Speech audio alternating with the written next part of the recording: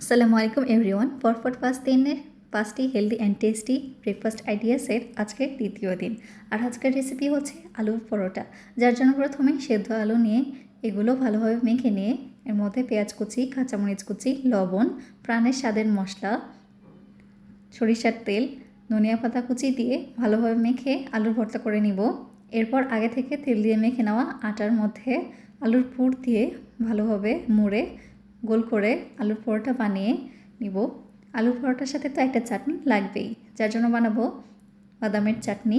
বাদামগুলো আগে ভেজে নামিয়ে পেঁয়াজ কুচি, রসুন, কাঁচামরিচ, টমেটো ও জলপাই দিয়ে ভালোভাবে ভেজে এর মধ্যে সামান্য হলুদের গুঁড়া, লবণ দিয়ে ভেজে নিয়ে এর মধ্যে বাদামগুলো দিয়ে দিব। এরপর উপর থেকে ধনিয়া পাতা দিয়ে হালকা ভেজে নামিয়ে ঠান্ডা করে সামান্য দানা দানা করে বেটে নিব।